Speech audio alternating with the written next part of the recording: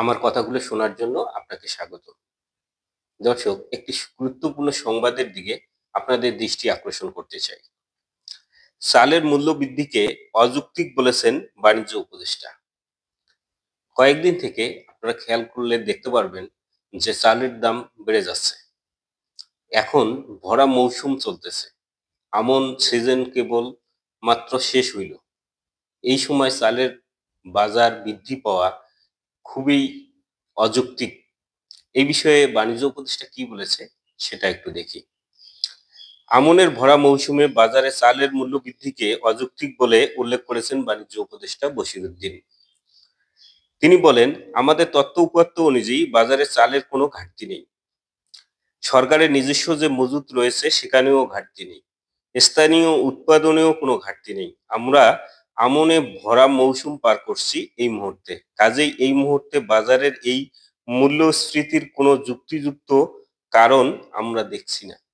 অর্থাৎ উনি বুঝাতে চেয়েছেন যে সরকারের যে মজুত রয়েছে সেখানে কোনো ঘাটতি নেই। আমনের বর্তমান ভরা মৌসুম চলতেছে। স্থানীয়ভাবে এখানেও ফসল তুলনামূলকভাবে ভালো হয়েছে, যার কারণে স্থানীয়ভাবেও এর ঘাটতি নেই।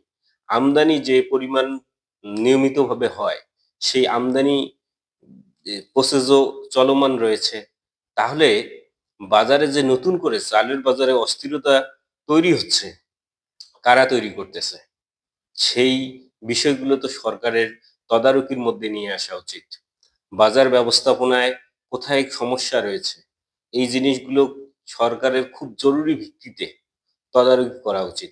যদি সরকার এই বিষয়গুলো তদারকি করতে ব্যর্থ হয় তাহলে জনগণের মনে অসন্তোষ দানা বাঁধবে। এমনিতেই আইন শৃঙ্খলার পরিস্থিতি এবং নিত্য প্রয়োজনীয় দ্রব্যের দাম বৃদ্ধির ফলে জনগণের মধ্যে অসন্তোষ রয়েছে। এই অসন্তোষটা আরো বাড়িয়ে দিবে যদি চালের বাজার এরকম অস্থিতিশীল থেকে যায়।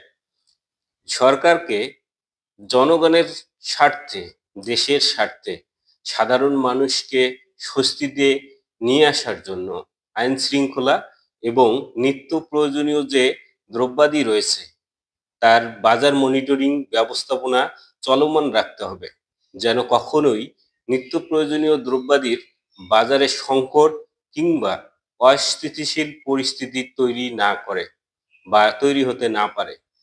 এক্ষেত্রে চালের দাম বাড়ার ক্ষেত্রে যদি মজুতদারদের কারণেই চালের দাম বেড়ে যায়, তাহলে মজুতকারী যারা আছে তাদের দিকে সরকারের নজর দেওয়া উচিত এবং বাজার ব্যবস্থাপনা, মনিটরিং সেল এগুলোকে অ্যাক্টিভ করা উচিত। তাহলে চালের বাজারে স্বস্তি নেমে আসবে। আর যদি নিত্য প্রয়োজনীয় দ্রব্যাদি এবং চালের বাজার থেকে শুরু করে প্রয়োজনীয় যে জিনিসপত্র রয়েছে সেই জিনিসপত্রের দিকে যদি নজর দেয় তাহলে তুলনামূলকভাবে এর দাম জনগণের সহনীয় পর্যায়ে আনা পসিবল হবে। যদি জনগণের সহনীয় পর্যায়ে অর্থাৎ ক্রয় ক্ষমতার মধ্যে সরকার নিয়ে আসতে পারে তাহলে এটা হবে সরকারের সবচেয়ে বড় সফলতা। এই ভিডিওটি দেখার জন্য আপনাকে ধন্যবাদ।